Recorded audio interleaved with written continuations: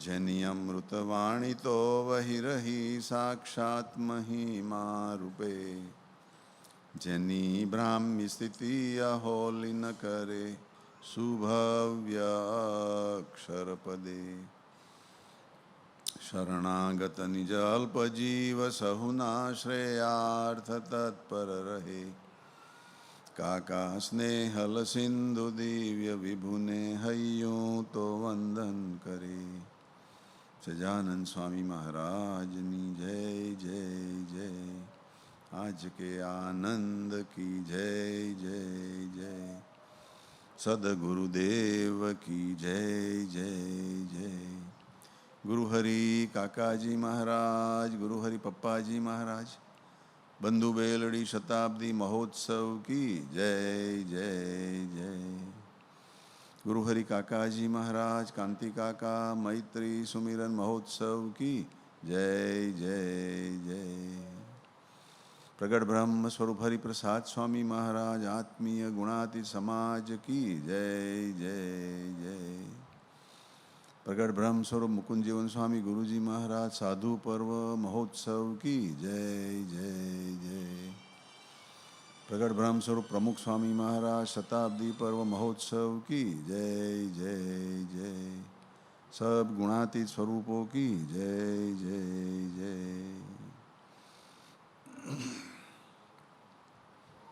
पिछले 3 हफ्ते से इंडिया आने का दूसरा चांस मिल गया. परसों वापस अमेरिका जाएंगे, मगर आज वसी भाई ने लीला करी तो भरत भाई ने आज करीब 2 घंटे पहले बोला कि आप वचनामृत का लाभ देना. कहाँ वसी भाई का रिसर्च 7 डेज का, और कहाँ हमें 1 घंटे 2 घंटे का टाइम. मगर वसी भाई पास जाकर आशीर्वाद लेकर आया हूँ कि प्रवेश करना हमारे अंदर. प्रवेश में वसी भाई बोलते हैं कि मेरी जैसी छठा से मत बोलना, मगर जो भी बोलेंगे वो वसी भाई बोल रहे हैं. पिछले 2 साल से भरत भाई वसी भाई ने ये प्रकरण चालू किया है वचनामृत का. हर सैटरडे को बहुत लाभ मिल रहा है सबको. और वचनामृत के पगी जो बोलते हैं पहचान वाले वचनामृत के एक्सपर्ट, उनको भी ये सुनने से आनंद आता है. ऐसी हमारे भरत भाई वसी भाई की रिसर्च टीम है. और वसी भाई भरत भाई को जो भी बैकअप कर रहे हैं उनको भी बहुत धन्यवाद कि ऐसा अलग अलग शास्त्रों में से, अलग अलग वेबसाइट में से, सब से कलेक्ट करके ऐसा रेफरेंस निकाल कर बहुत अच्छी तरह से वचनामृत का लाभ देते हैं. ये 5 साल का प्रोग्राम दिखता है. 5 साल तक चलेगा शायद, क्योंकि हमारे 273 वचनामृत है और कई शनिवार ऐसे होते हैं कि हम नहीं कर सकते हैं ना. तो 300 सैटरडे की ज़रूरत है. तो 1 साल में कितने सैटरडे आते हैं? 52 है.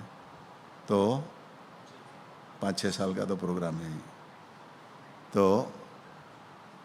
अभी हम गडरा फर्स्ट 58 तक आए. ये 58 वचनामृत है. वो काका जी का भी प्यारा वचनामृत है. निर्माणीपणा का वर्तमान वचनामृत है. काका जी ने जैसे 5, 6, 7 वचनामृत दिए हैं. लास्ट पैराग्राफ प्रथम का 24 और ये प्रथम का 58. तो ये नंबर 2 प्रथम से चालू करो तो नंबर 2 वचनामृत जो है निर्माणी होने का. फिर प्रथम का एक 76 भी है और फिर उसके बाद भी और वचनामृत है. मध्य का 25, अंत्य का, हाँ प्रथम 76, फिर मध्य का 25, फिर अंत्य का 11 और 26 दोनों वचनामृत। और भी वचनामृत है कोई, काका जी ने दिए हैं, मगर ये तो है, इतने तो वचनामृत निर्माणी पना का वर्तमान वचनामृत है सब। इसकी हम जो साधना करें तो हम निर्माणी वर्तमान पक्का कर सकते हैं। वो लास्ट पैराग्राफ है, मगर इसकी शुरुआत मुक्तानंद स्वामी के प्रश्न से होती है। तो संवत 1876 के फागण सुदी पंचमी के दिन, यानी कि 18 फरवरी 1820, आज 2021 हो गया है, और फरवरी तो कब का चला गया है, तो करीब 201 साल से भी ऊपर, कितने महीने, इतना हिस्टोरिकल पुराना ये वचनामृत है। और फागण महीना था, तो फागण महीना का फूलदोल का उत्सव आता है। जैसे अभी दिवाली गई, दिवाली का अमावस्या का दिन है और उधर दिया जलते हैं, और होली का जो है वो पूर्णिमा का दिन है, मगर उधर आग जलती है, दिया नहीं जलता है। और दिवाली के दिन शांति शांति शांति, और होली के दिन अशांति, प्रेम, प्रॉब्लम प्रॉब्लम प्रॉब्लम था प्रहलाद को। तो वो भगवान उसके बाद का जो धूड़ेटी का है ना, वो बहुत मनाते थे। फूल दोल का रंग उत्सव सब जगह भगवान करते थे। तो ये भी उस टाइम का ये वचनामृत है। और शाम की आरती के समय, जैसे अभी ये शाम की आरती का टाइम हो गया, वो समय स्वामी श्री सहजानंद जी महाराज श्री गढ़रा मध्य दादा खाचर के दरबार में परमहंस की जाएगा के वहाँ विराजमान थे। भगवान अलग अलग जगह पे आशीर्वाद देते थे, वचनामृत कहते थे। अपनी अक्षरओडी में, या तो दादा खाचर के दरबार में 4 जगह, पूर्व, पश्चिम, उत्तर, दक्षिण, लिम के तरु के नीचे, फिर वासुदेव नारायण के मंदिर के पास, और उसके बाद साधु की जाएगा। और जब मंदिर बना, गढ़रा का मंदिर, तो मंदिर के अंदर भी भगवान ने वचनामृत दिए। तो ये जो वचनामृत है वो परमहंस की जाएगा का, गढ़रा का प्रथम का पहला वचनामृत भी साधु की जायका का ही है। तो वो साधु की जगह पर जाकर भगवान जो बात करते हैं वो बहुत आत्मा परमात्मा की बात होती है। तो उधर विराजमान थे और सब श्वेत वस्त्र भगवान ने धारण किए थे और अपने मुखारविंद के आगे मुनि तथा देश देश के हरिभक्त की सभा होके बैठी थी। एक ये भी हमारा ऑब्जर्वेशन है कि भगवान ने इतने वचनामृत में श्वेत वस्त्र धारण करके वचनामृत बहुत बताए। भगवान श्वेत वस्त्र धारण करते थे, आज हमारे घनश्याम भाई का जैसे ऑल वाइट है। तो उसका भी इतिहास है कि स्वामीनारायण भगवान ने जब मंदिरों की रचना शुरू करी थी, उससे पहले भी जो भी साधु संत थे, भगवान ने 3000 ऐसे साधु बनाए थे। जो भी भगवान के संबंध में आवे उसको साधु बनाते थे भगवान। तो उसमें नात जात का कोई डिफ्रेंशिएशन नहीं रखा था भगवान ने। तो कोई नीची कौम के भी थे, वो श्वेत वस्त्र में भी थे और कई गेरुए वस्त्र में भी थे। तो गेरुए के वस्त्र में जो साधु बने थे, उनको भगवान ने जो गढ़रा में वासुदेव नारायण का मंदिर बनाया था बहुत सालों से, उधर सेवा में रखे थे।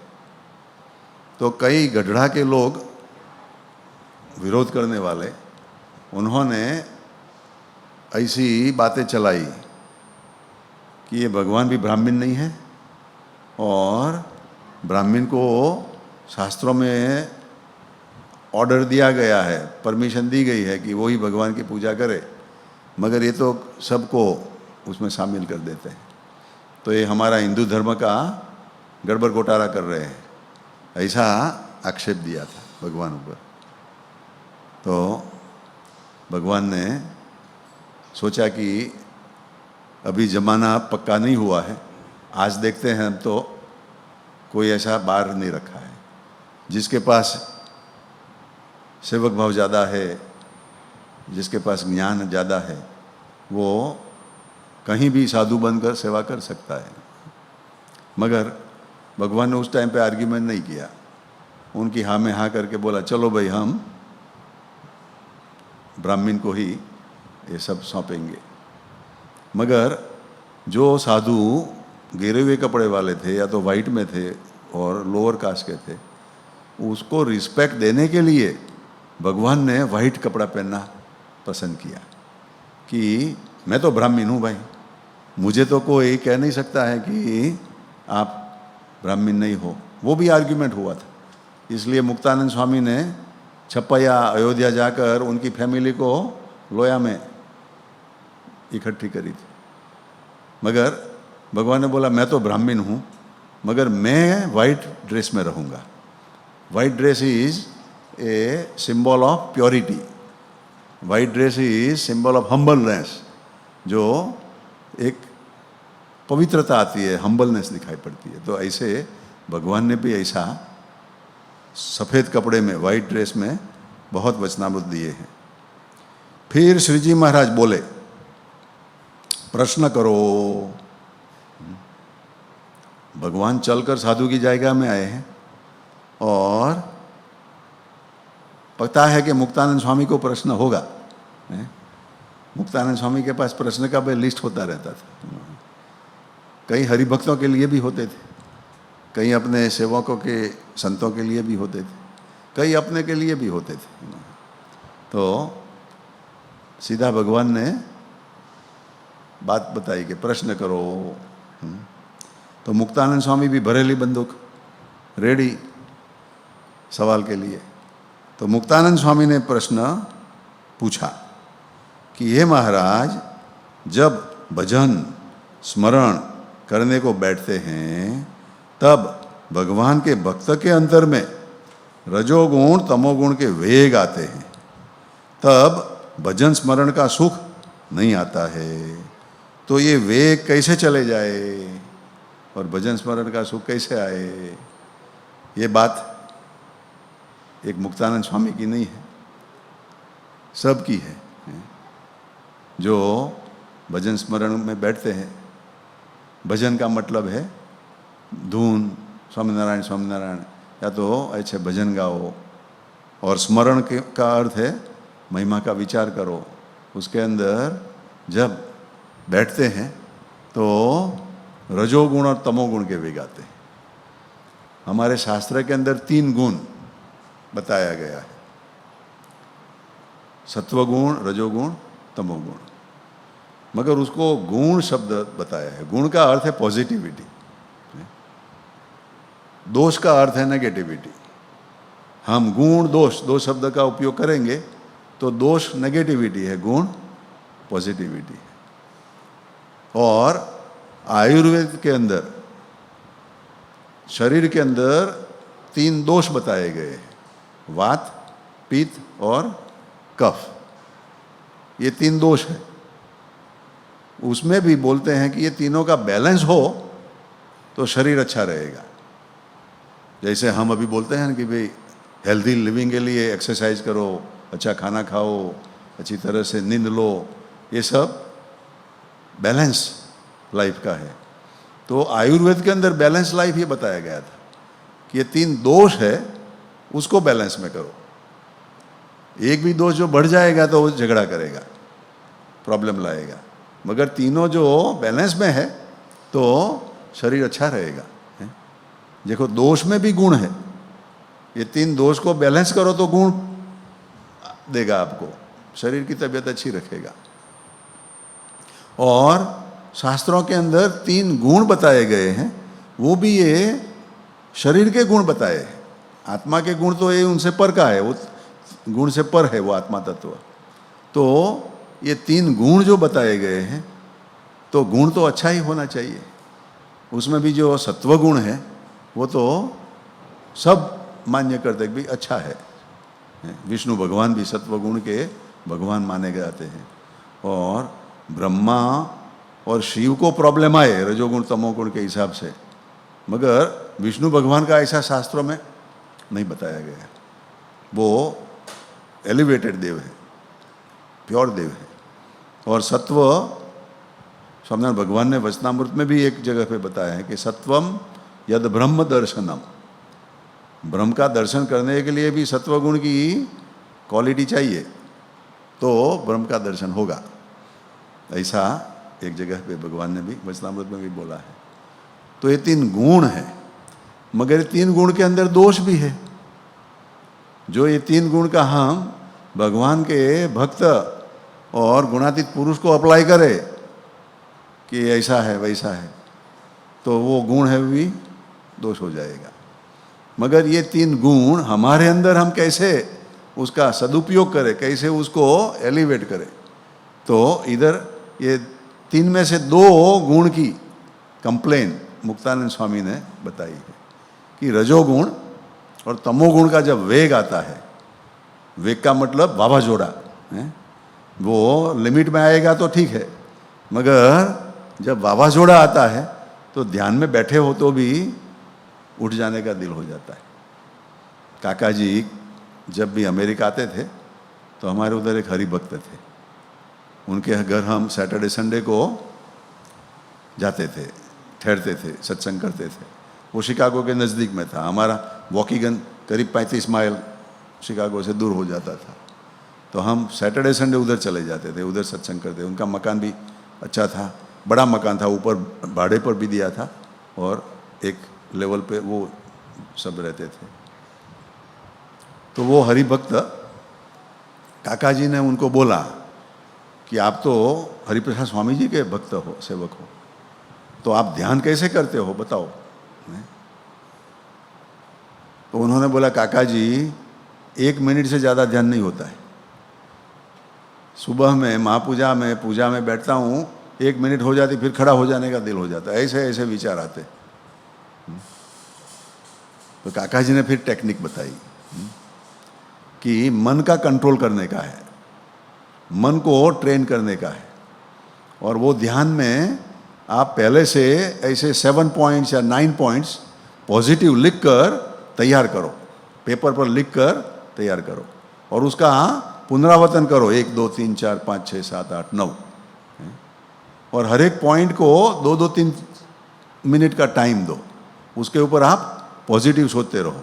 जैसे कि हम पहली बार इधर पवई मंदिर में आए तो कितना हमें आनंद हुआ था, कितना हमें वाइब्रेशन मिला था, कितने हम खुश हो गए थे। तो वो दिन याद करो, पहला दिन, या तो जो भी दिन हमें ऐसा कुछ अंदर से अच्छा लगा हो, वो पॉइंट को लिख दो। तो वो पॉइंट पर आप 2 3 मिनट तो बात कर सकते अपने आप को हैं। तो ऐसा आप 9 पॉइंट पर बात करो तो 3 3 मिनट लो तो भी आधा घंटा हो गया। तो वो पॉइंट मैंने पक्का कर लिया कि काका जी की ये टेक्निक बहुत अच्छी। तो जब भी मैं धुन करने को बैठता हूँ, कहीं भी हूँ, America, India, London, Paris, Australia, कहीं भी धुन करते हैं, सबसे पहले काका जी की आशीर्वाद वाली वॉकिंगन की मूर्ति उधर पहुँच जाते हैं और सारा वो प्रसंग काका जी ने जो भी अनावरण किया था, फिर दूसरे दिन संडे को मूर्ति बिठाई थी, आशीर्वाद दिए थे, हमें 5 प्रदक्षिणा करवाई थी, ये सब याद आ जाता है। तो उसमें तो 5 मिनट नहीं 1 घंटा चल जा सकता है। तो ऐसे प्रैक्टिस करनी है हमें। तो ऐसे जो प्रैक्टिस करेंगे तो रजोगुण तमोगुण का वेग डिस्टर्ब करेगा नहीं, आएगा ही नहीं है, वो भाग जाएगा, आया है तो भी। ऐसी ट्रेनिंग लेनी है, काका जी ये बता रहे थे। तो इधर भी भगवान ने उसका जवाब दिया भगवान बोलते हैं कि ये गुण की प्रवृत्ति के कारण, ये गुण की प्रवृत्ति क्यों होती है? प्रवृत्ति नहीं है और गुण निवृत्त होकर बैठा है, तो रिटायर होकर बैठा है तो काम प्रॉब्लम नहीं करेगा ना। मगर हम उसको रिटायरमेंट देते नहीं हैं, हम उसको ज़्यादा फोर्स करते हैं, पुश करते हैं इन्होंने। तो भगवान कहते हैं कि ये गुण की प्रवृत्ति के कारण तीन चीज है। एक है देह, अपना देह, दूसरा है कुसंग, बैड कंपनी, और तीसरा है पूर्व संस्कार। ये तीन ये गुण की प्रवृत्ति के कारण है। फिर उसमें भगवान उसका सॉल्यूशन भी देते हैं कि देह के योग से करके जो गुण की प्रवृत्ति होती है उसको निवारण करने के लिए क्या करना है, तो आत्मा अनात्मा का विचार करना और उससे वो चले जाएंगे। वचनामृत गढ़ा प्रथम का 6, प्रथम का 16, सारंगपुर 4, ये सब वचनामृत आत्मा अनात्मा का विवेक के वचनामृत।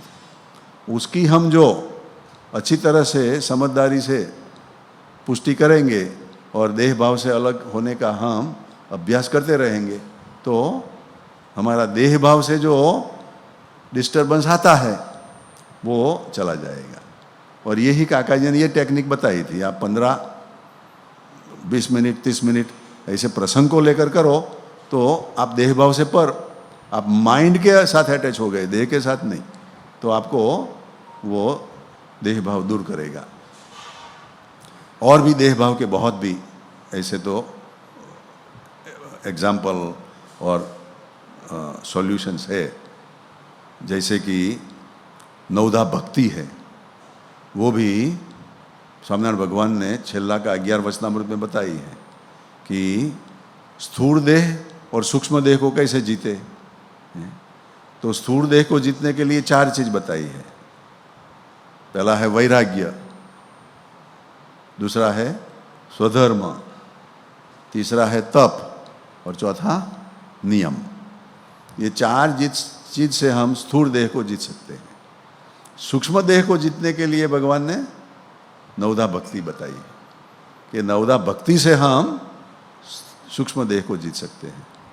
स्थूल देह का प्रॉब्लम काका जी कहते हैं 10% और सूक्ष्म देह का प्रॉब्लम 90%। जब हम आंखें मीच कर ध्यान में बैठे हैं, भजन स्मरण करने को बैठे हैं, तो ज़्यादातर प्रॉब्लम तो सूक्ष्म देह का ही आएगा। स्थूल देह तो अच्छी तरह से नहा धोकर बैठे हैं, कोई पसीना भी स्मेल नहीं आई, और परफ्यूम भी लगाया है तो और भी अच्छा है, तो वो तो प्रॉब्लम बहुत कम है। मगर प्रॉब्लम कौन सा है? सूक्ष्म देह का। और उसके लिए भगवान ने नवधा भक्ति बताई। वो नवधा भक्ति के अंदर भी जो मन को हम अच्छी तरह से ट्रेनिंग नहीं देते तो नवधा भक्ति भी काम में नहीं आएगी, वो भी हमें डिस्टर्ब करेगी। तो ये लंबी बातें हैं, मगर भगवान कहते हैं कि आत्मा अनात्मा का विचार करने से, आत्मा अनात्मा की तरह जीने से हमें देह का जो प्रॉब्लम है वो सॉल्व हो जाएगा। रजोगुण तमोगुण के वेग, इवन सत्वगुण के भी वेग, वो भी हमें दूर कर देंगे। क्योंकि आत्मा के विचार में चले गए, 3 गुण से पर हो गए, तो फिर कोई प्रॉब्लम रहेगा ही नहीं है। और ऐसे शास्त्रों के अंदर भी ऐसी टेक्निकें बताई गई है कि जो हम देह भाव से पर जिए तो हमारा जरूर ये 3 गुण से पर होने का इजी हो जाता है। स्वामीनारायण भगवान खुद वन विचरण में चलते गए थे, तो उस टाइम पे देह भाव से पर ही जिए हैं हर जगह पे। ऐसी तरह से कोई जी नहीं सकता है। 11 साल की उम्र से निकल गए और थोड़े ही महीने में वो लायन आया होगा है? और वो लायन के भी बारे में भी भगवान को डर नहीं था। जैसे भरत भाई ने एक बार बताया था, कि स्वामीनारायण भगवान ने क्या बोला, जब से हमने घर छोड़ा है तब से क्या छोड़ा है, डर को भी छोड़ दिया है। डरने की बात ही नहीं है। जब से घर छोड़ा तब से डर छोड़ा है। हम डर लेकर कहीं भी जाएंगे तो क्या फायदा भाई। काका जी भी ऐसे थे, निडर, बचपन से। काका जी कोई भी चीज़ है बोलते हैं भगवान का नमक डालो सॉल्यूशन मिल जाएगा। ये नंदा जी का इलेक्शन का जो हम जब कभी भी सोचते हैं तो इतना बड़ा धंधा इधर बॉम्बे में और उधर साबरकांठा डिस्ट्रिक्ट में जाना और उधर जाकर ये सब करना, मगर काका जी कहते 5-5 गांव हर रोज हम कवर करते थे। ऐसा ग्रुप बना के रखा था, 5 विलेजेस, 5 टाउन्स। तो कितना पावरफुल प्लानिंग था काका जी का। मगर काका जी ये भी कहते थे कि काका जी को टॉयलेट क्लीन चाहिए, क्योंकि लंदन रिटर्न थे ना, और इधर टॉयलेट का तो कोई ठिकाना ही नहीं है। तो बोलते हैं जहाँ जाओ वहाँ पोदरा। और काका जी बोलते हैं इसलिए मैं खाली जूस पीता था,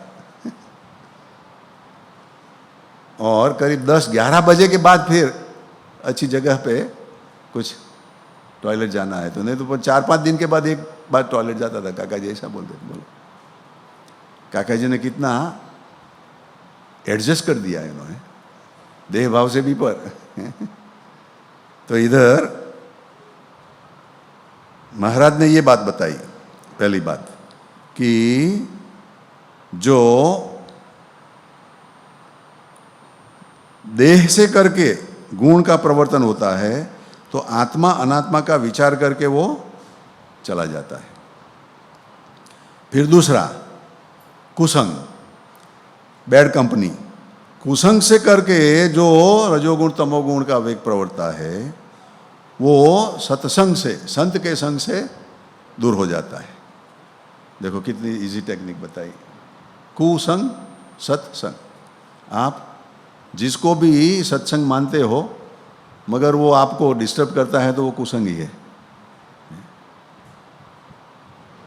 मंदिर में आए हो और मंदिर में चाड़ी चुगली करने लगे तो ये मंदिर भी कुसंग बन गया, वो फायदा नहीं करेगा। और सत्संग का मतलब ये है कि जहाँ जाए वहाँ पॉजिटिव गुण ले, दत्तात्रेय की दृष्टि रखे। आज भरत भाई ने भी 3 पॉइंट ऐसे ही हमें 1 साल के लिए दिए हैं, पॉजिटिव पॉजिटिव पॉजिटिव। जो पॉजिटिव में रहेंगे तो हम जहाँ भी है वहाँ वो सत्संग है, वहाँ कुसंग नहीं है। क्योंकि हमने एनवायरनमेंट ऐसा बना दिया, ओरा ऐसा बना दिया है कि उधर कुसंग की एंट्री होगी ही नहीं। तो ये चीज़ सत्संग हमारे लिए बहुत इम्पोर्टेंट चीज़ है। दूसरी बात यह है कि स्थूल देह और सूक्ष्म देह का जो भगवान ने पहला बताया है उससे ऊपर की ये कारण देह की बात कुसंग सत्संग से होती है। जो हमारे कारण देह में भी कुछ बैठ गया है वो भी सत्संग करने से बड़े सत्पुरुष जला देंगे, हमारा निकाल देंगे। जो सामान्य तरह से हमारी अपनी कोई भी साधना से पॉसिबल नहीं है। तो भगवान ने ये कुसंग का कारण शरीर के साथ संबंध लगाकर बताया। फिर भगवान कहते हैं कि ये दोनों से भी हम आत्मा के भाव में रहते हैं फिर भी प्रॉब्लम नहीं गया है, और सत्संग में रहते हैं फिर भी प्रॉब्लम नहीं गया है। तो ये तो बहुत हो गया भाई। इन्होंने आत्मा के भाव में जीवो और सत्संग में रहो तो भी प्रॉब्लम डिस्टर्ब करते हैं। और मुक्तानंद स्वामी और आनंदानंद स्वामी और महानुभावानंद स्वामी और संत लोग उधर बैठे थे शाम के टाइम में, वो ये सब सोच ही रहे थे कि हम सत्संग में तो आए हैं भाई, हैं? फिर भी ये डिस्टर्बेंस होता है। दूसरा, बार बार भगवान ने आत्मा आत्मा आत्मा करके हमारा देह को तो 114 प्रकरण से पूरा जला दिया है। भगवान ने कितने प्रकरण चलाए थे? तो देह का भाव भी तो रहा नहीं है। तो ये दोनों चीज भगवान ने जो बताई वो तो हमने सर्टिफिकेट ले लिया है, पास हो गए, फिर भी प्रॉब्लम है। तो भगवान तीसरा बोलते हैं कि ये दोनों से जो न टड़े वो कोई पूर्व के भूंडे संस्कार के योग से करके हैं। हमारे पूर्व का मतलब अगले जन्म का भी कह सकते हैं, या तो अगली सेकंड का भी कह सकते हैं। अब अगली सेकंड का है तो आत्मा का और कुसंग का कैसे उसके अप्लाई करेंगे हैं?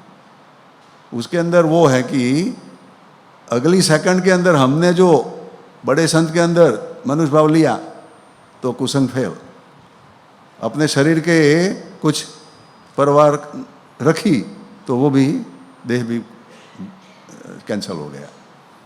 कभी भी हो सकता है, हमारा कैलकुलेशन सेकंड से भी फ्रैक्शन ऑफ सेकंड का हो सकता है, क्योंकि ये सब अंदर इतना चलता है चक्कर है ना कि ना पूछो बात है।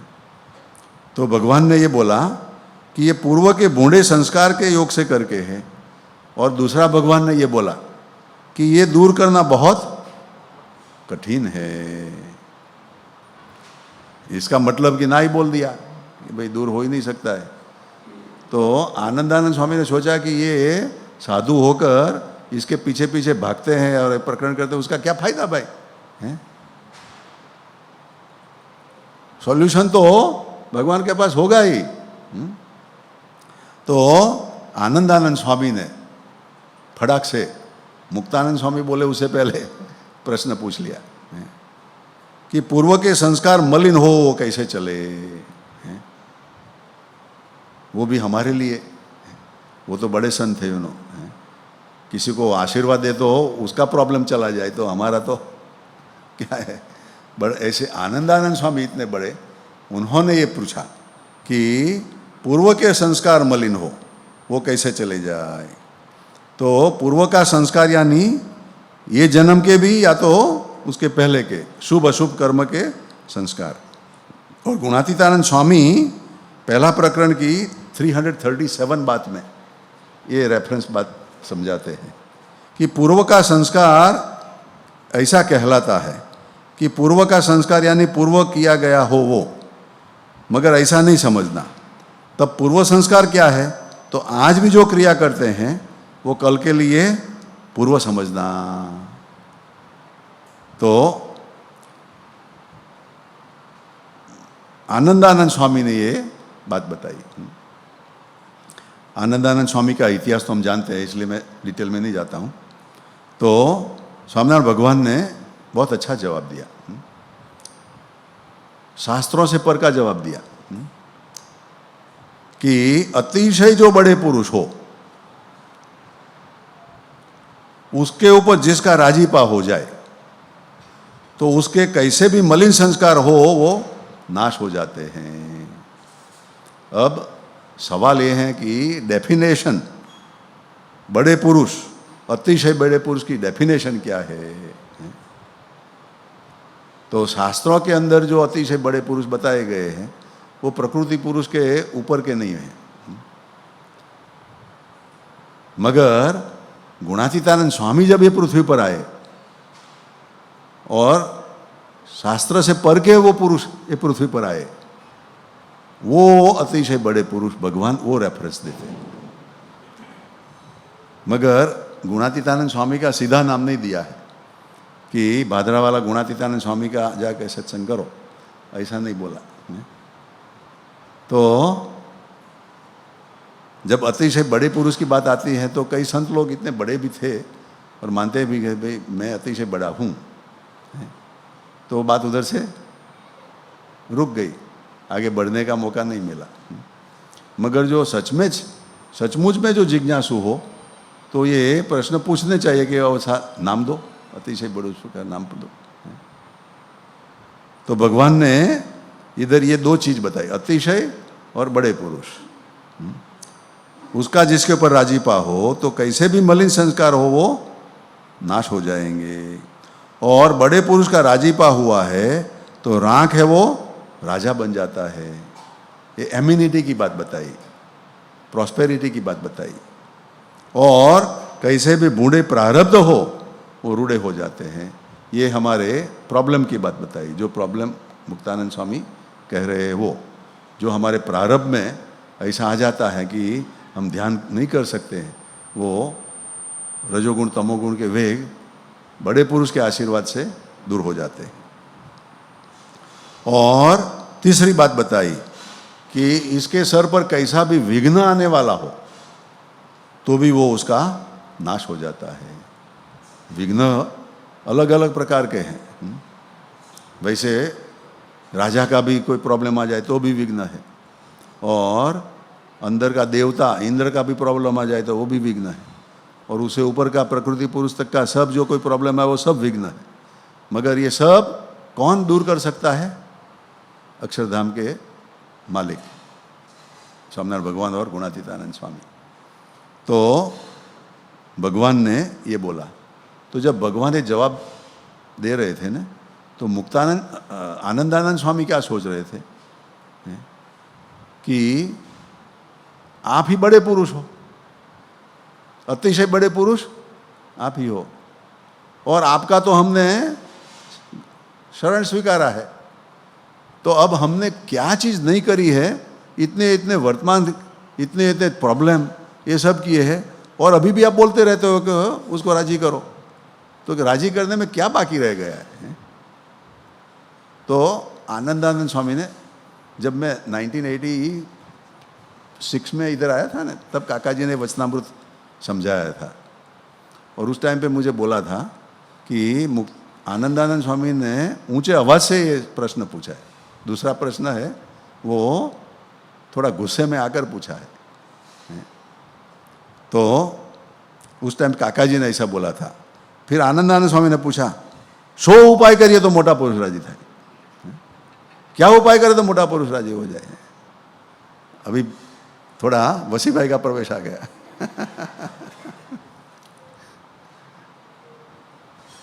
काका जी ने ऐसा बोला कि ऐसा गुस्से में आकर बोला। गुस्से में इसलिए कि भाई इतनी मुड़ाया है, इतना किया और भी प्रॉब्लम सॉल्व नहीं होता है, ईर्षा रहती है। प्रथम का 4 वचनामृत किसके रेफरेंस में है? गढ़ का प्रथम का 4, नारद जैसी ईर्षा करने का। यह आनंदानंद स्वामी का ही सवाल है कि भगवान को बोल दो ईर्षा रहती है, आप बोलो ईर्षा मत करो, ईर्षा रहती है, अब बात बताओ क्या करना है आगे। तो भगवान ने भी कितना अच्छा जवाब बोला, करनी है तो इसके साथ ऐसे ही करो कि उसके जैसे गुण हमारे अंदर आए। तुमरू की बात बताई, नारद जी ने कितना कितना तुमरू के बिना तप किया, मगर भगवान प्रसन्न नहीं हुए। और नारद जी तो मानते थे कि भाई शंकर भगवान के पास से मैं सीख कर गया हूँ, अभी तो सर्टिफिकेट मिलेगा। सुना, नाच गान जो भी नारद जी ने किया होगा सब सुना, मगर एंड में क्या बोला? तुमरू जैसा नहीं। तो बीच में किसको लाद लिया? जिसके ऊपर ईर्षा है उसको। भगवान ये कहना चाहते थे कि इधर हम क्वालिटी और क्वांटिटी से नहीं जाते हैं। ज़्यादा तक लोग क्वांटिटी से क्वालिटी को ज़्यादा मान्य देते हैं ना, कि क्वालिटी सत्संग चाहिए है। मगर इधर भगवान बोलते हैं नारद जी का एग्जाम्पल देके, क्वालिटी और क्वांटिटी से ऊपर कॉन्शियस से जाओ, यू गो अबाउ दैट, तब ये होगा। तो कॉन्शियसनेस में जब तक तुमरू था तब तक विष्णु भगवान ने उसको कुछ नहीं किया। फिर अंत में उसने तुमरू के पास से ही सीखा, और तब उनको भगवान प्रसन्न हुए, कृष्ण भगवान। तो इधर भी आनंदानंद स्वामी जोर से सवाल पूछते हैं, तो भगवान ने जोर से जवाब दिया। वैसा देखो तो भगवान ने कितना जवाब दिया देखो। आनंदानंद स्वामी ने पूछा, क्या उपाय करे तो बड़े पुरुष राजी हो? तो श्रीजी महाराज बोले, प्रथम तो बड़े संत के साथ निष्कपटपन से वर्ते। पहला क्या? निष्कपटपन से वर्तन करना, वो प्राइमरी रिक्वायरमेंट है। निष्कपट किसको बोलते हैं? स्वामी की बात में भी गुणातीतानंद स्वामी ने बोला है ना, कि निष्कपटपन से जला भक्त नहीं वर्तता हैं? नहीं तो वो ब्रह्मरूप हो जाए। तो निष्कपट का मैंने कल बताया था, ऐसा टोटल ओपननेस फ्रेंडशिप के हिसाब से नहीं रहती है। कुछ छुपाकर हम बड़े पुरुष के साथ वर्तन करते हैं, इसलिए निष्कपटपना नहीं आता है। जैसे हमारे मित्र के साथ हम कितने खुले हो जाते हैं, ऐसा हम भरत भाई के साथ, वसी भाई के साथ खुले रहे तो निष्कपटपना है। मगर जब भी करेंगे तो एक हाथ तो पीछे ही रखेंगे थोड़ा, कि इतना मत टच करो, नहीं तो प्रॉब्लम, डिस्टर्बेंस आ जाएगा। और ये भी जानते हैं कि उसको भी हमें टच करना है भाई बाकी का आपका, ये हमारा है। तो पहली बात भगवान ने ये बताई, निष्कपट बने वर्ते। और दूसरी बात बताई काम, तीसरी बात क्रोध, चौथी बात लोभ, मोह, मद, मत्सर, आशा, तृष्णा, अहंकार और ईर्षा। 11 आइटम बताई, और ये सब का त्याग करे। तो सामान्य तरह से कोई ऐसा नहीं सोचेगा कि ये तो आशीर्वाद दिया है, ये तो सोचेगा कि भगवान ने तो बहुत हार्ड चैप्टर दिया है। नहीं भाई, ये हाँ बोल दो तो ये सब चले जाएंगे। हाँ बोलने में क्या जाता है, मगर हमने उनके साथ फ्रेंडशिप करी है, उसको छोड़ना नहीं चाहते, इसलिए भगवान ने बोला कि ये क्रिकेट टीम को भी निकालो। उसके ऊपर फिर कहते हैं संत का गुलाम होकर रहे। अभी बड़े संत का भी नहीं बोला है, हाँ? संत का गुलाम होकर रहे। और सारा वचनामृत में आप देखोगे ना, गुलाम शब्द भगवान ने यही वचनामृत में अप्लाई किया है 2 बार, पीछे भी आएगा। मगर गुलाम शब्द एक ही वचनामृत में भगवान ने अप्लाई किया है। गुलाम का मतलब तो जानते हैं, उसको कोई चॉइस ही नहीं है गुलाम को। अफ्रीका से इंग्लैंड में, अमेरिका में जो लोगों को पकड़ के लाते थे, लैंग्वेज भी नहीं जानते वो लोग, मार झूड़ कर उसके पास काम करवाते थे खेत में और सब कुछ। और ऐसा एक गुलाम का भी एक स्टोरी है अब्राहम लिंकन के टाइम में, कि वो बाजार में बेचते थे, जैसे शाक भाजी बेचते हैं ना, ऐसे गुलाम लाइन पर खड़े रखे, और आपको जिसको भी खरीदना है उसको खरीदो। और उसकी भी ऑक्शन होती थी। 3-4 लोग खरीदने आए तो बोले मैं $10 में लूँगा, बोला $11, दूसरा $12 है। जो भी हाई प्राइस वाला गुलाम बिकता था। तो एक गुलाम को लेकर एक खेडूत, फार्मर, घोड़ा गाड़ी में उसको बिठाकर अपने घर ले जा रहा था। मगर वो गुलाम ने दूसरी जगह पे ट्रेनिंग ली थी, वो फ्रेश गुलाम नहीं था। तो बातें करने लगे इंग्लिश में उसके साथ। तो सबसे पहली बात क्या, भाई तेरा नाम क्या, व्हाट इज योर नेम। तो गुलाम तो नाम तो बोलेगा ना कि जॉन स्मिथ, कुछ बोलेगा ना। उसने क्या बोला, जो भी आप कहोगे वो मेरा नाम। You call me by the name and that is my name. कितना निर्मानी वो खेडूत भी खुश हो गया है ना, क्योंकि उसके वहाँ कोई नाम, उसको कॉमन नाम होगा, वो कॉमन नाम से बुलाएगा, और वो नहीं बोलेगा तो उसको प्रॉब्लम आएगा ना। बोलते आप मुझे नाम से, मैं चेंज हो जाऊंगा, आप चेंज मत हो जाओ। है कोई ऐसा गुलाम भाई इधर ये तो भगवान बात करे, संत का गुलाम होकर जीना है फिर दूसरा बोला कि आपको फूड खाने में कौन सी चीज ठीक लगती है, what is your food preference. उसने क्या जवाब दिया, pizza what ever is left over, खाना खाने के बाद जो बचा है वो मेरे लिए मेरा खाना। वो गुलाम की बात करते हैं भगवान। संत का ऐसा गुलाम होकर रहे अभी तो लेवल बढ़ता जाता है।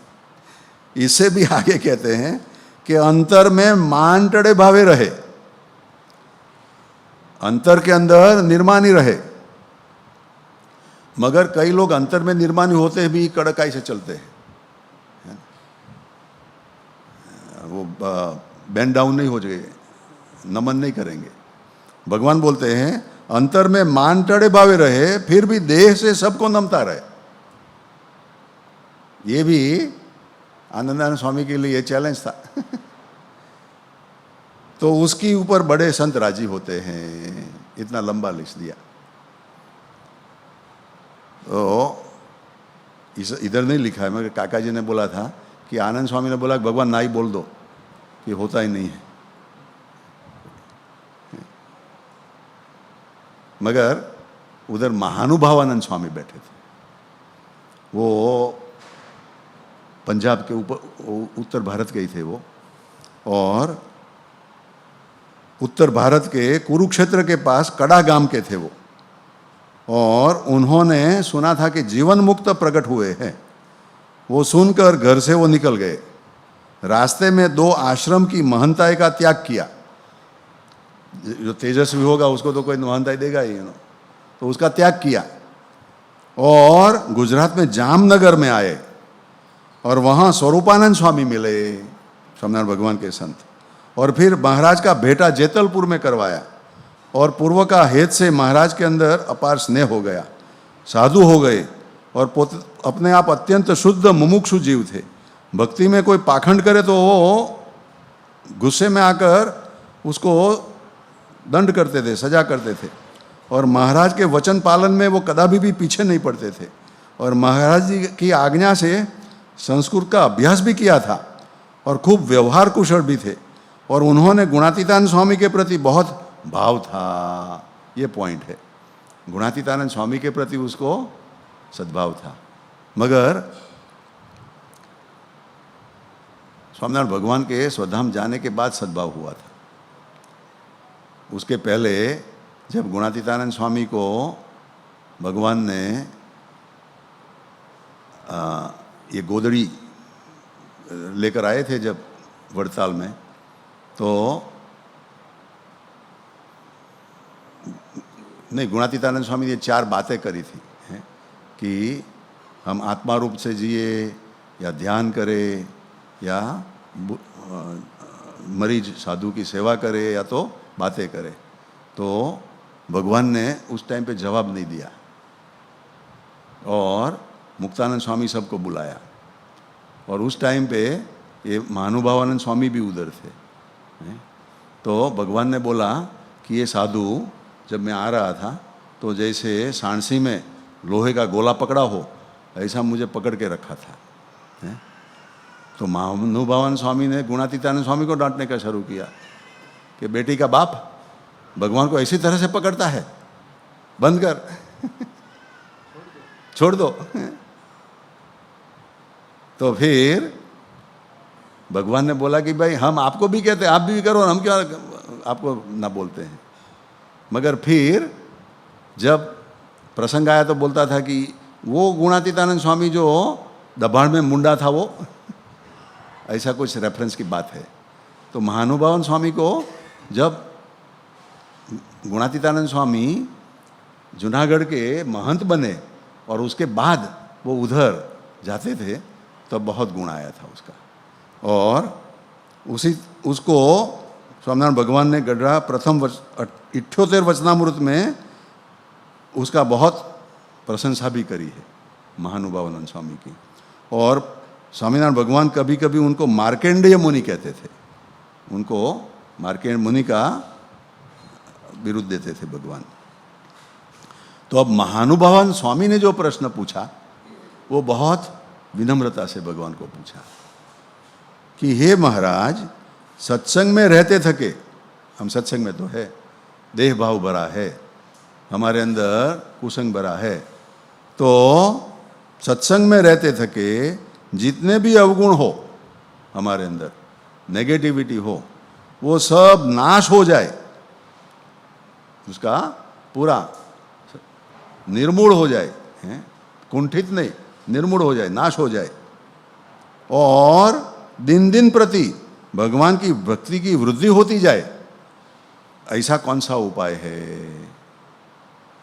तो प्रश्न पूछने की जो हमारी स्टाइल है, उसके अंदर जितनी पॉजिटिविटी है उतना फायदा होता है।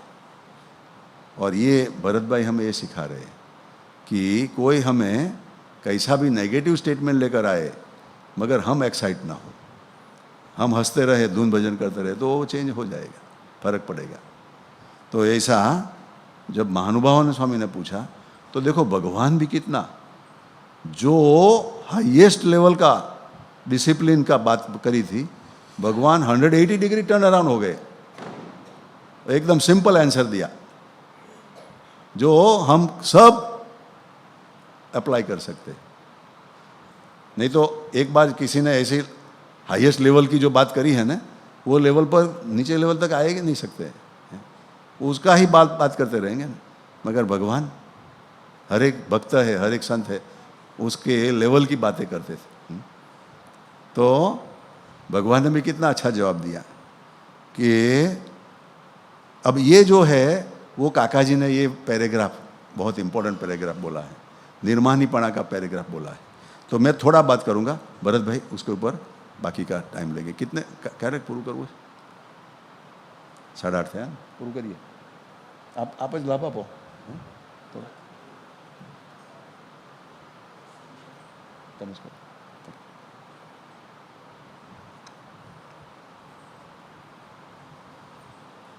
सजानंद स्वामी महाराज की जय जय जय।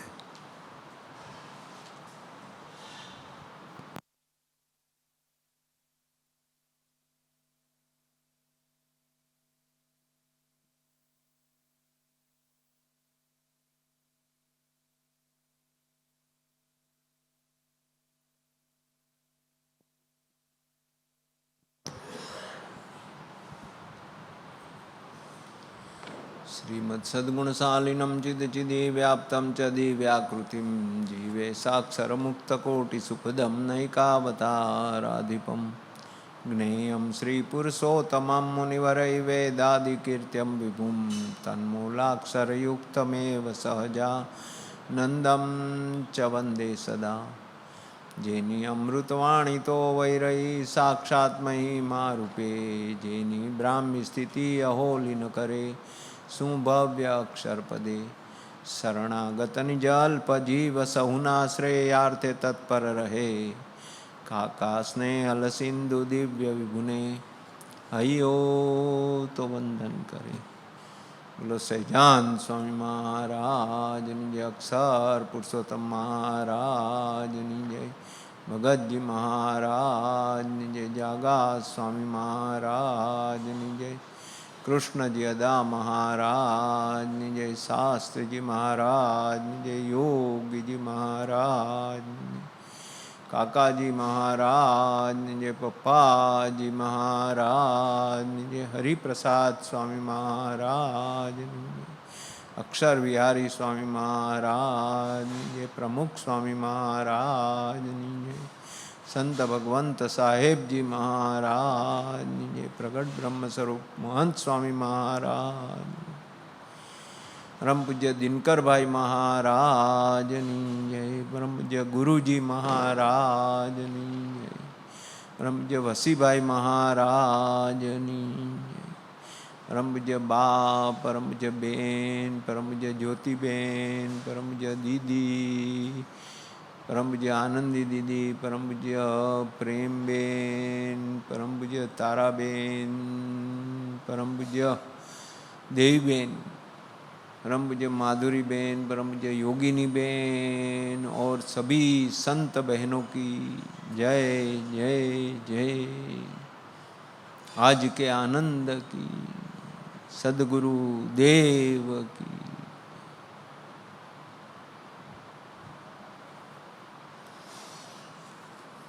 फिर से 1 मिनट धुन करते हैं। स्वामी नारायण नारायण नारायण नारायण नारायण नारायण नारायण नारायण नारायण नारायण नारायण नारायण नारायण नारायण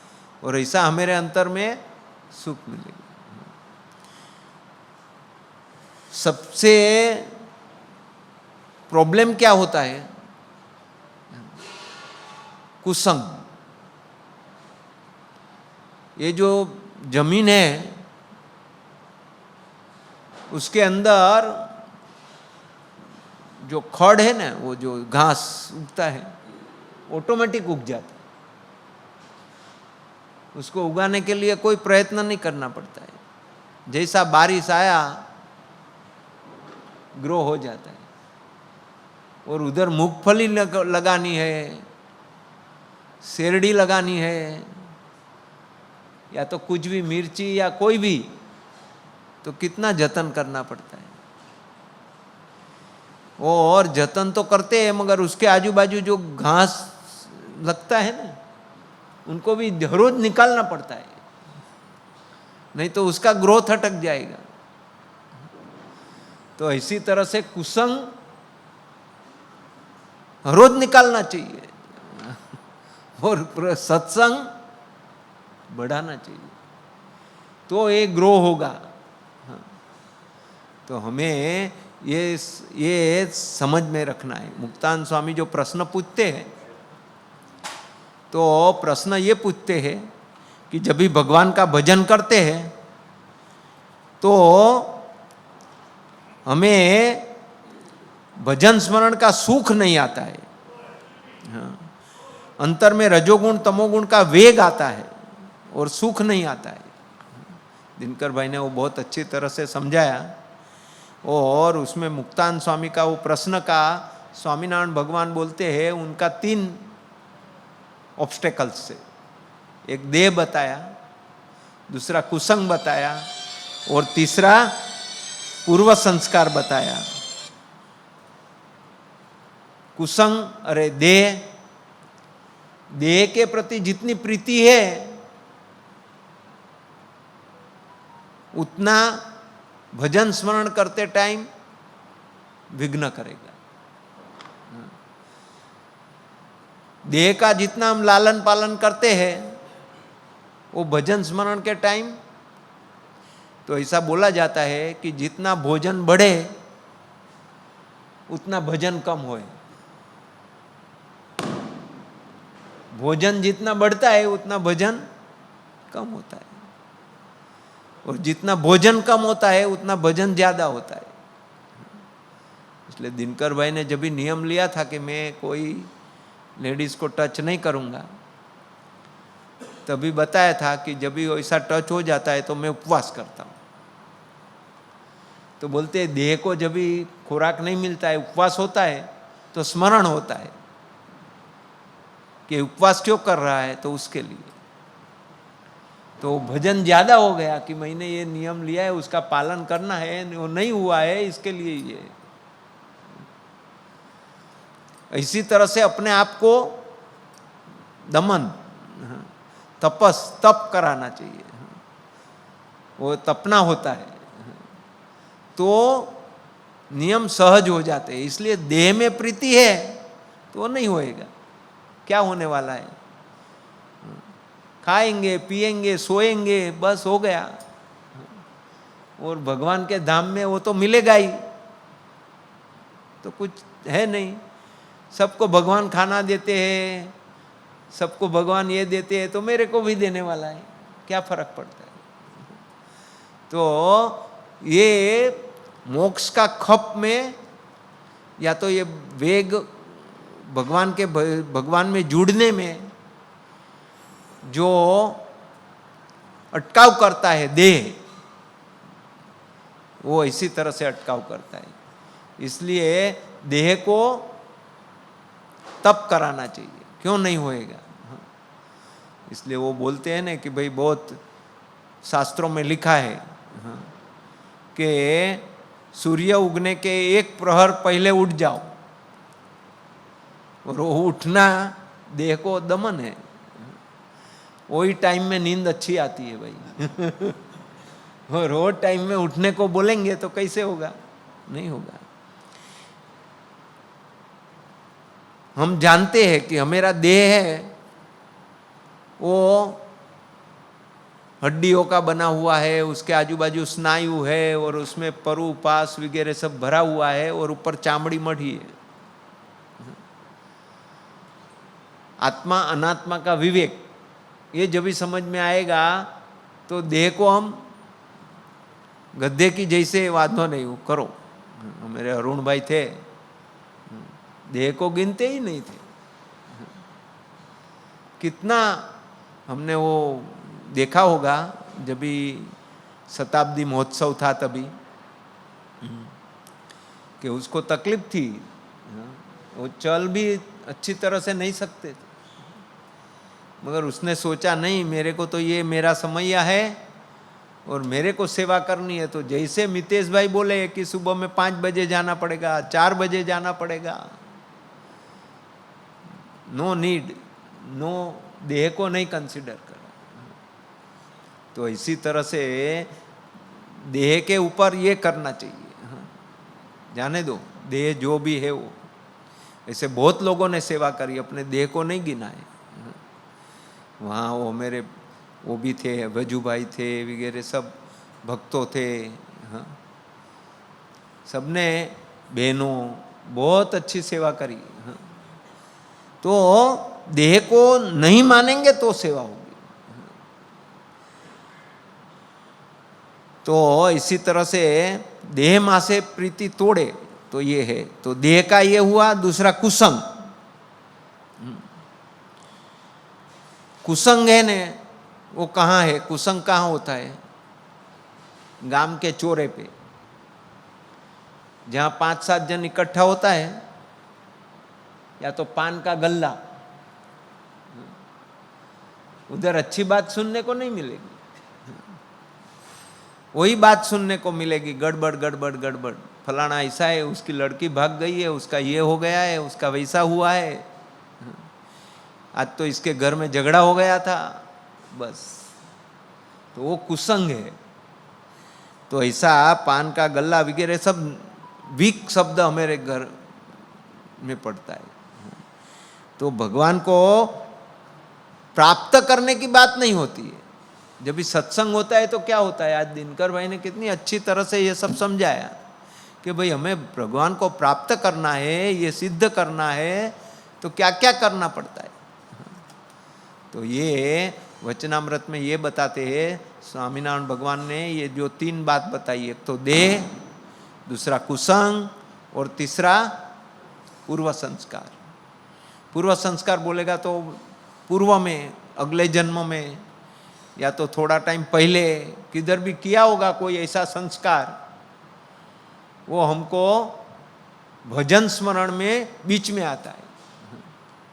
काका जी बहुत बार नंदा जी का भी एग्जाम्पल देते थे कि उसको सपना आता था, तो वो सपना टूट नहीं जाता, तो तोड़ नहीं सकता था। क्यों सपना आता था?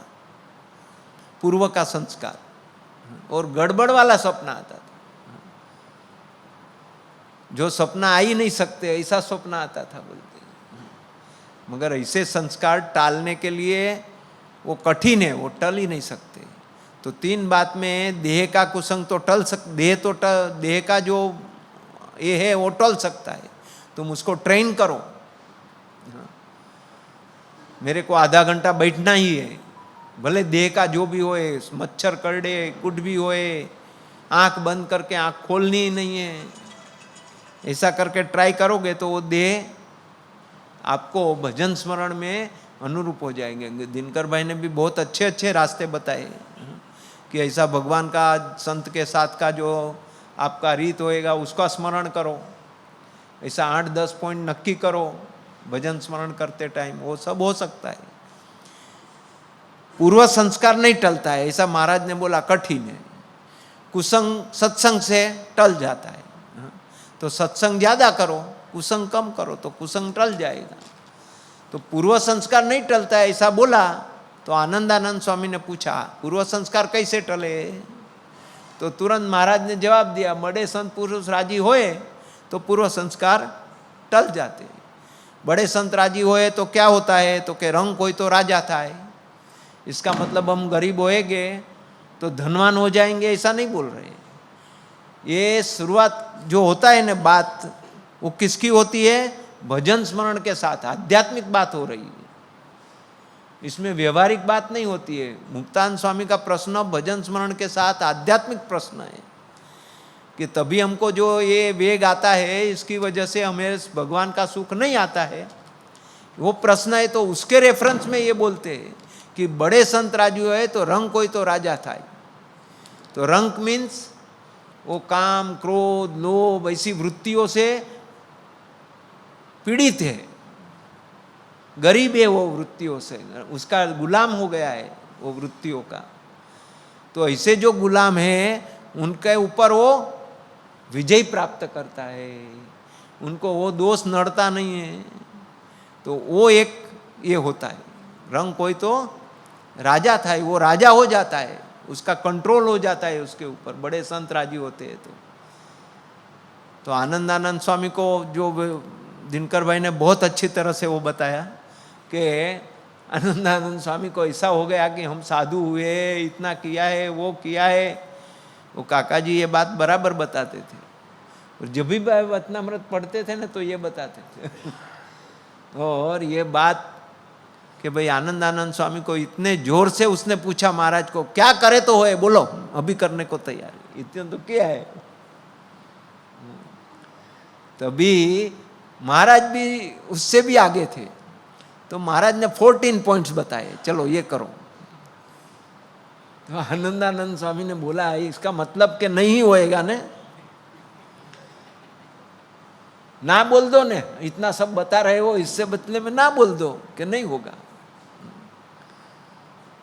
मगर जो महानुभावानंद स्वामी था उसका भी बहुत अच्छा इतिहास बताया दिनकर ने।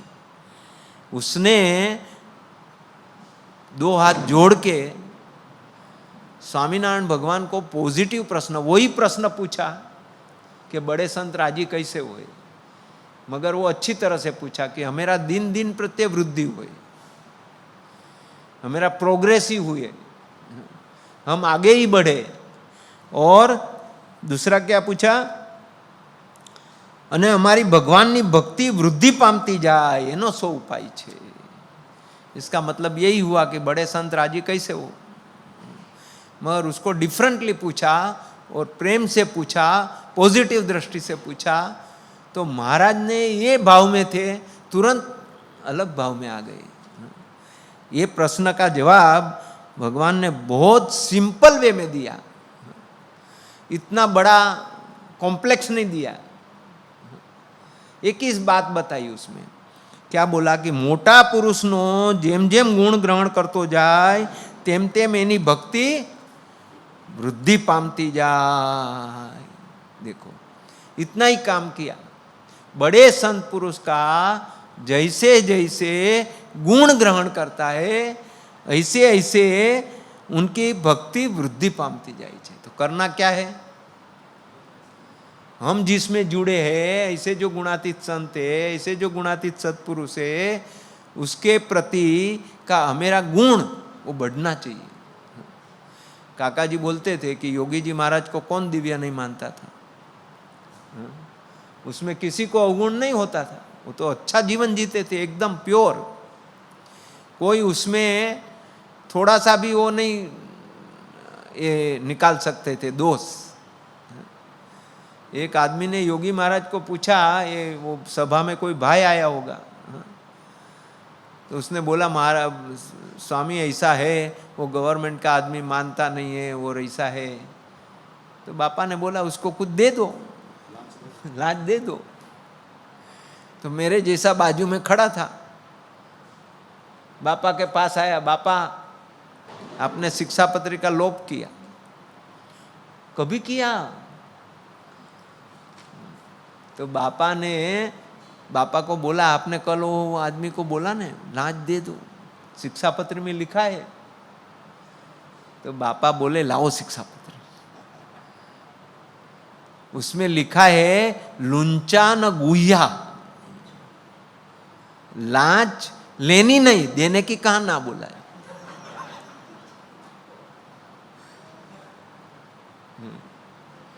उसको समझ में आया, मीन्स बापा हर एक चीज को एकदम परफेक्ट थे, उसमें कोई दोस्त। तो भी बोलते आप दिव्य नहीं हुए,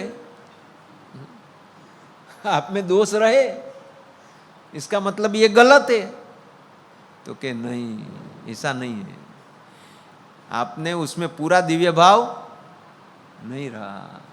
अगर कंप्लीटली उसको मानते थे तो आप दिव्य हो जाते थे। बापा आटलू ठीक नहीं करता, बाकी सब बराबर है। ऐसा बहुत लोगों को अवगुण आया होगा, मगर काका जी को दूर किया ने तो भी बापा का गुण लिया कि ब्रह्म तत्व है, वो मेरे पास है, वो कभी किधर जाता नहीं है। जैसे हवा सर्वत्र है ऐसे वो भी हमारे पास है। बापा ने ब्रह्म का मनन द्वारा संग करने के लिए हमको अलग किया। आप उनको याद करो, स्मृति करो। मेरे को मालूम है हरिधाम का सोखड़ा में जो संत रहते थे, वहाँ उत्तम स्वामी ने कि किसी ने एक रूम बनाया था और उसमें सब योगी जी महाराज का फोटो लगाया था। किसी को भी धुन करना है वो रूम में जाके धुन कर, बराबर गिरीश भाई, एक रूम थी और वो रूम में सब फोटो योगी जी महाराज का लगाया था। ऐसा तो कहना ये है कि ऐसा मनन द्वारा संग करो, स्मृति करो। जो काका अपने दिनकर भाई ने भी बोला कि जब काका जी आए और वो जो मूर्ति की प्रतिष्ठा करी वो सब याद करता हूँ तो 1 घंटा चला जाता है। तो बोलते मोटा पुरुषनो जेम जेम गुण ग्रहण करतो जाए तेम तेम एनी भक्ति वृद्धि पामती जाए। अने अतिशय जे मोटा होय, बाद में मोटा पुरुष का गुण ग्रहण करते तो भक्ति, और अतिशय बढ़े तेने जो अतिशय निष्कामी जाने तो पोते कुतरा जेवो कामी होय ते निष्कामी थाय। अने जो मोटा पुरुष ने विषे कामीपणानो दोष पलटे तो गम्मे तेवो निष्कामी होय तो पण अतिशय कामी थाय। काका जी के पास कोई भक्त आए और अपना सब बात कर रहे थे कि मेरे को ऐसा ये काम क्रोध पीड़ते हैं, ऐसा वैसा सब। काका जी ने उसको अपना प्रसंग बताया तो बापू ने काका जी को बोला अभी उसको ये तो तकलीफ है और आप अपना वैसा प्रसंग बताएंगे तो उसको और तकलीफ होगी तो काका जी बोले देखो वो मेरा गुण लेगा ने तो उसका निकल जाएगा काका जी कितना, और उसको मालूम था कि ये मेरा गुण लेगा, नहीं तो ऐसा बोलेगा ये इनको भी है तो मेरे को कोई तकलीफ नहीं। ऐसा नहीं, वो काका जी जो बोल रहे हैं वो उनसे परे है। ऐसा गुण लेगा तो उसका काम हो जाएगा। तो ऐसे कामीपणानो दोष पड़े तो गम्मे तेवो निष्कामी होय तो पण अतिशय कामी थाय। ये सिंपल जो साधन है, वो 11 साधन तो एकदम कठिन में कठिन बताया, एक भी नहीं हो सकता ऐसा। 14 साधन बताया, नमतो रे, ऐसा करे वैसा करे, मगर ये करेंगे तो वो सब आ जाएगा। अने मोटा ने विषे क्रोधी लोभीपणु पलटे तो पोते क्रोधी लोभी था। बड़े संत को क्रोधी या लोभी समझेंगे तो वो भी क्रोधी और लोभी हो जाएंगे। अने जो मोटा पुरुष ने अतिशय निष्कामी, निर्लोभी, निस्वादी, निर्मानी, निस्नेही समझे तो पोते पण ए सर्व विकार थी रहित थई जाए। कितनी सिंपल बात है। हाँ? ऐसे गुणातीत संत को, ऐसे जो प्रकट स्वरूप को हम ऐसा निष्कामी मानेंगे, निस्वादी मानेंगे, निस्नेही मानेंगे तो हम ऐसे हो जाएंगे। Easiest way. अने पोते तो सर्व विकारथी रहित थई जाए अने ते पाक्को हरिभक्त थाय। बोलो उसका वो क्या बोला, रिजल्ट बताया कि ऐसा मानेंगे तो पक्का हरिभक्त हो जाएगा। पक्का हरिभक्त है उसको संभालना नहीं पड़ता है, कच्चा है तो उसको थोड़ा रखना पड़ता है। पक्का हरिभक्त हो जाए। अभी महाराज बाद में बोलते पक्का हरिभक्त का लक्षण क्या, ऐसा मानेंगे तो आप पक्के हरिभक्त हो जाएंगे। अभी आप पक्के हरिभक्त हुए कि नहीं वो आप देखो। ऐसा बता के महाराज ने वचनामृत में बताया है पक्का हरिभक्त નું લક્ષણ શું? તો કે સારા જે શબ્દ સ્પર્શ રૂપ રસ ગંધ એ પંચ વિષય તેનો જેમ દુઃખદાયક વસ્તુનો છે જે અભાવ રહે છે તેમ જેને સહજ અભાવ રહે, जो खाना मिले जो भी रहना मिले जैसे भी उतारा वगैरह पागरण वगैरह जो भी है, कहाँ भी सोना मिले जो भी है कैसा भी रहे, रात का उजागरा करने का होए, वो काका जी ने जैसे वो दाल ढोकड़ी में मीठू ज़्यादा था तो भी खा लिया, तो सेजे अभाव रहे अने एक परमेश्वरना स्वरूपने विचे अचल निष्ठा वर्ते। भगवान के जो ऐसे स्वरूप है वही सत्य है वही सब कुछ है, ऐसी निष्ठा अने तेने पाक्को हरिभक्त जाणवो। मीन्स ये रिजल्ट जब ये भगवान के गुणातीत संत को आप मानोगे तो मिलता है। वो मिला तो आप मानते, नहीं मिला तो देयर इज सम प्रॉब्लम। उसमें आपका दोष है ऐसा नहीं है, हमें वो दिव्य भाव हमें वो महिमा उसकी जो कसर है वो टालनी है, और वो टालने के लिए सत्संग हम करते हैं। जैसा जैसा महिमा बढ़ते जाएगा बढ़ते जाएगा बढ़ते जाएगा वैसे हमें सब दिव्य लगेगा, और दूसरे लोग तो दिव्य लगेगा ही, मेरे घर में है उसके सिवा जो बाहर के है वो तो मेरे को अच्छा ही लगने वाला है। और वो बात महाराज ने मध्य का 21वां वचनामृत में बताई કે પરોક્ષને વિશે જેવી પ્રતીતિ છે એવી પ્રત્યક્ષ ગુરુરૂપ હરિને વિશે થાય, અને પરોક્ષ ભગવાનના ભક્તને જેવા દિવ્ય માને છે એવા प्रत्यक्ष भगवानना भक्तने माने। तो मेरे साथ रहने वाले मेरे आजू बाजू है जिसका मेरे को ज़्यादा प्रसंग है उसको हम दिव्य कैसे मानेंगे? नहीं मान सकते। मगर भगवान ने ये बोला कि ये तो सर्व अर्थ सिद्ध था, ऐसा मध्य 21वें वचनामृत में बताया। और ये बात आज समझो तो आज लाख वर्ष के बाद समझो या लाख जन्म के बाद समझो तो भी यही समझनी है, ऐसा बताया। तो कहना ये है अने वो पाक्को हरिभक्त तयानो तो ये ज उपाय छे। वापस वो आगे की बात आई कि वो आगे का नहीं हो सकता है, तो ये एनो ए ज उपाय छे जे परमेश्वरना दासनो गुलाम थईने रहे। परमेश्वर का दास उसका गुलाम। भगवान का दास कौन? और उनका गुलाम। भगवान का भी गुलाम बनना मुश्किल है, तो भगवान के दास का गुलाम, ये जो दिनकर भाई ने बहुत अच्छी तरह से वो गुलाम का समझाया। दास है ना, दास जो सेवक है, दास है, वो जिसका दास है उसकी अनुरूति के हिसाब से जीवन जीने का प्रयत्न करता है कि भाई उसकी क्या मर्जी है, मगर वो मर्जी के हिसाब से जीवन जीता है तो उसके अंतर में एक अपेक्षा रहती है कि मैं जिसकी ये सेवा करता हूँ वो मुझे कुछ एप्रिसिएट करे या तो उसके बदले में कुछ मिले, ये एक्सपेक्टेशन है, उसका कोई बांधेला भाव है।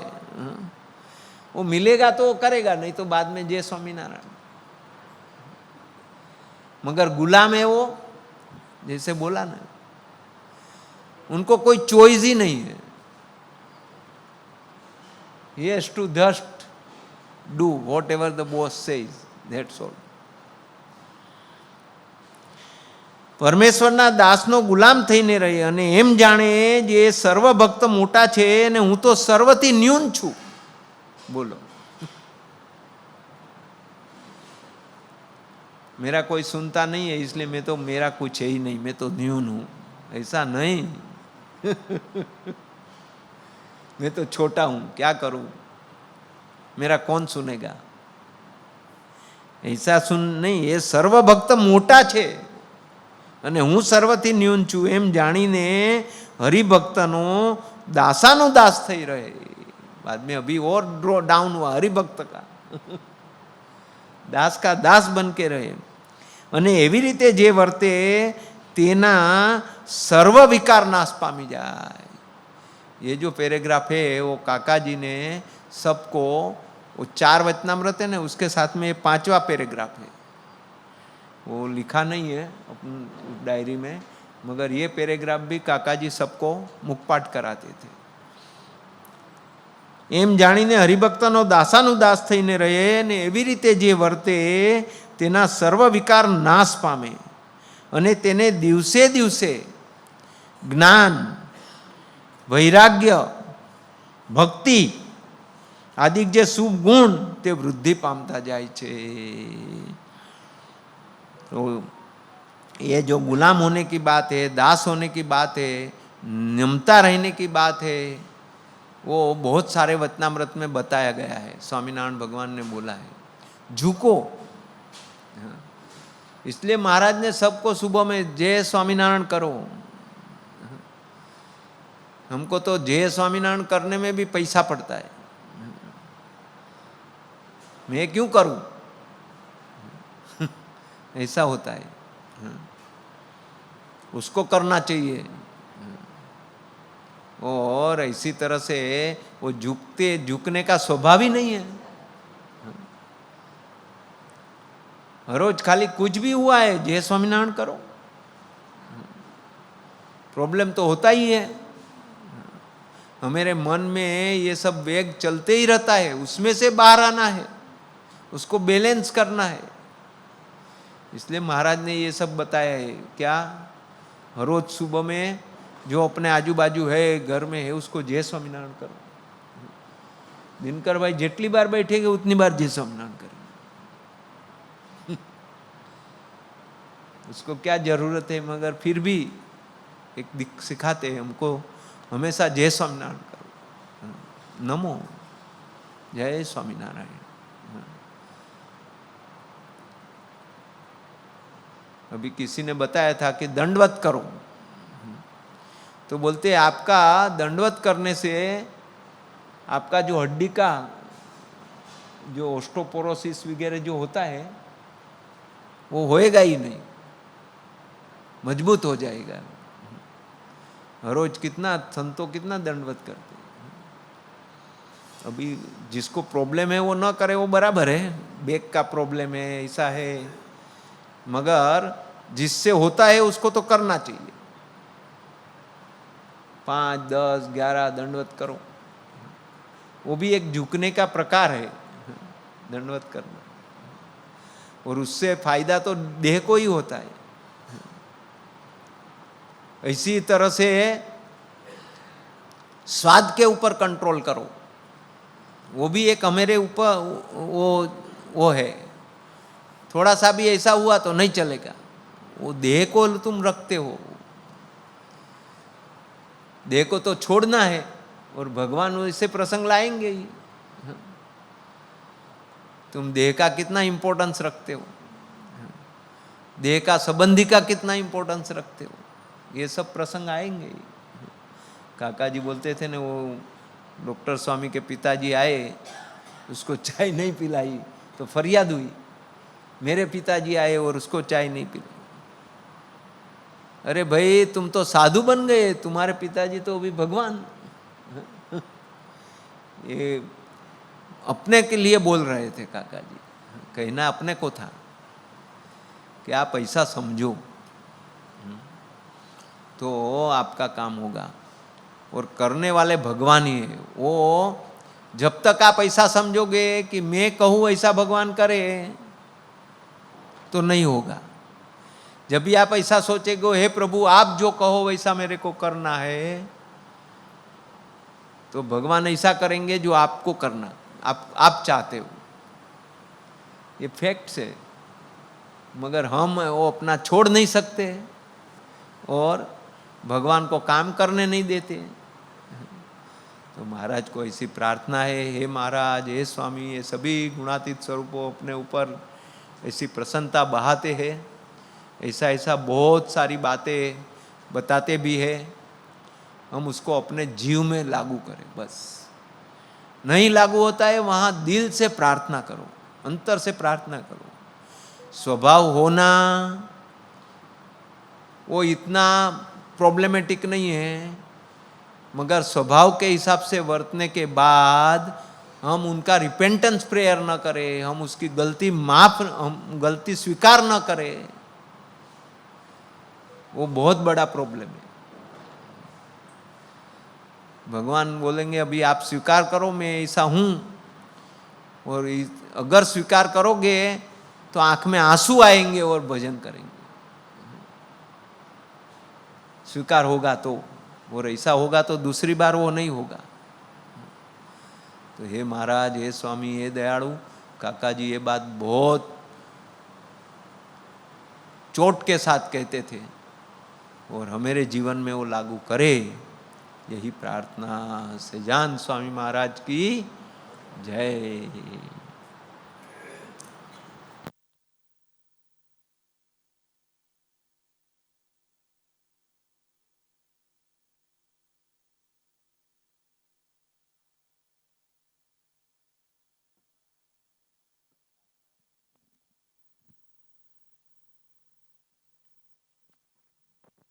इंटरनेशनल योगा का भी वो जो अनाउंसमेंट वगैरह सब करना है, वो भी कल का प्रोग्राम है। तो कल सब लोग जो भी ऑनलाइन है वो ऑनलाइन रहोगे, और जिसको जिसको बोला है वो सब आना। वो योगा का जो इनॉग्रेशन, इंटरनेशनल योगा का इनॉग्रेशन करना है उसमें, और सब मिल के आनंद करेंगे। ऑनलाइन भी हम जो भी होएंगे वो भी उसका आनंद लेंगे। सबको जय स्वामीनारायण।